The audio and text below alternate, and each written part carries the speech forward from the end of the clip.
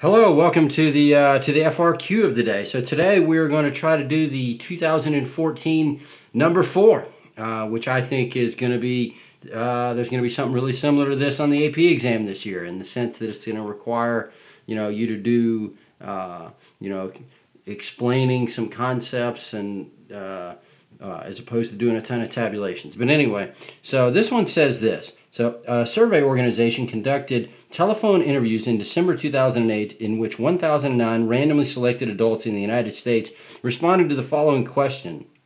At the present time, do you think television commercials are an effective way to promote a new product? Of the 1,009 adults surveyed, 676 responded yes. In December 2007, 622 of 1,020 randomly selected adults in the United States had responded yes to the same question. Do the data provide convincing evidence that the proportion of adults in the United States who would respond yes to the question changed from December 2007 to December 2008? So if you want to pause the video and give that a shot, that would be great. Okay, so you notice this one, do the data provide convincing evidence that? And whenever you're asked the question, do you have convincing evidence, or do you have statistically significant evidence? That is basically asking you to do a hypothesis test in the concept of sampling, which means you have to do the FAME acronym.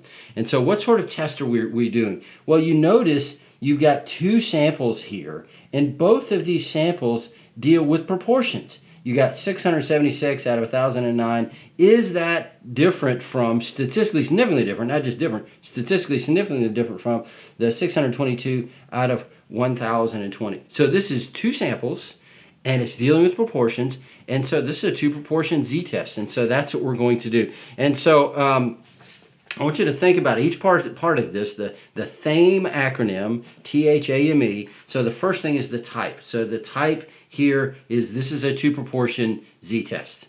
All right, so and so then you state your hypotheses. Now your null hypothesis is that there's no difference in the two proportions.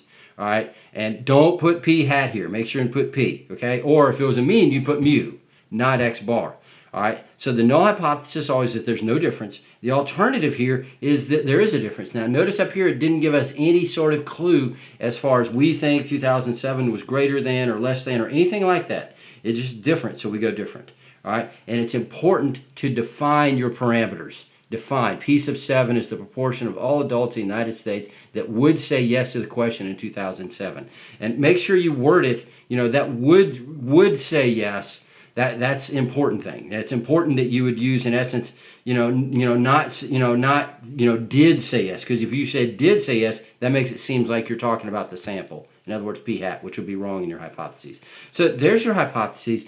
Then we have your assumptions, otherwise known as your conditions. And there's a really good bet you're going to have to check conditions on this year's exam. Okay? In other words, you're going to have to properly send and potentially answer questions about each of the parts of your sending. In other words, asked to explain the why behind them. And so here's our sending in this case. Here's our assumptions right here.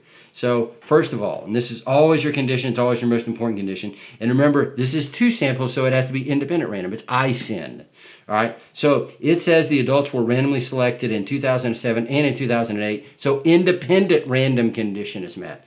Now, what if you were asked why we randomly select? The answer to that is so we can come up with representative samples, all right, and even out the influence of any sort of, variables that could come up and selection bias, but it's to get representative samples. That's the why behind that, all right.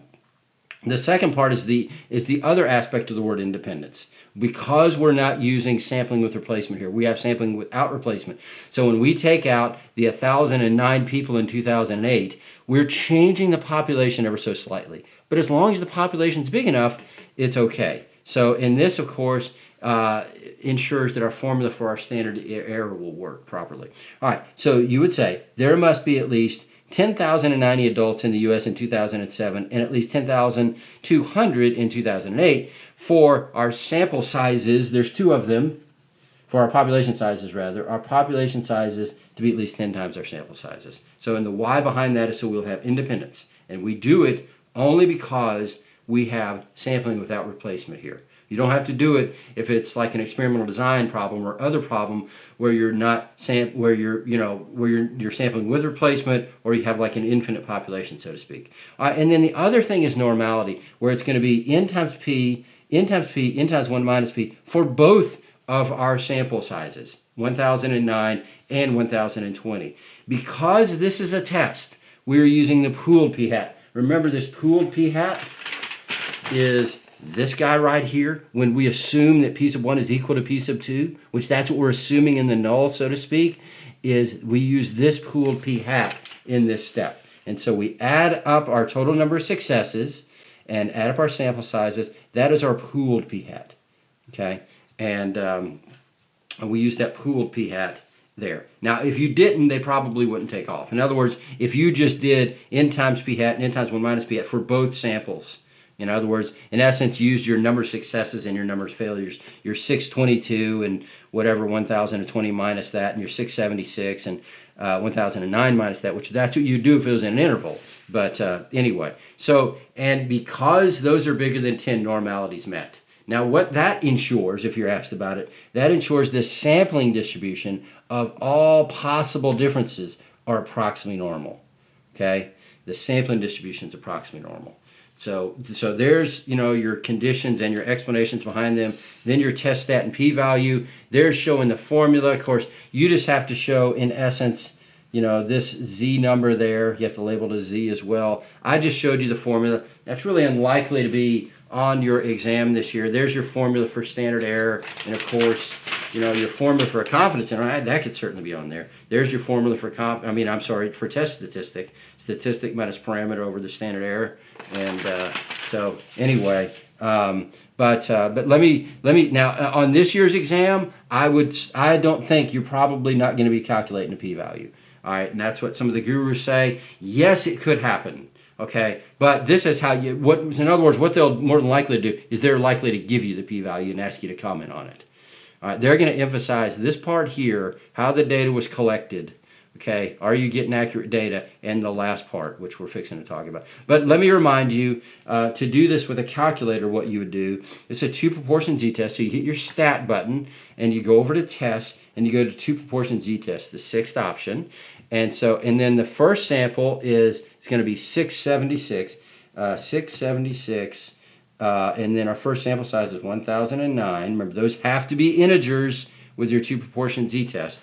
All right, and then 622, and then 1020, like that. Our alternative is not equal to, and we go calculate, and there's our test statistic and p-value. Now, by the way, if you did this in the reverse order, in other words, you put 622 over 1020 for your first sample and got this is negative, okay, that's perfectly fine, because you're going to end up with the exact same p-value. So in this case, the order, which one of these you put first, it didn't matter, unless it clearly said it in the problem, which it didn't.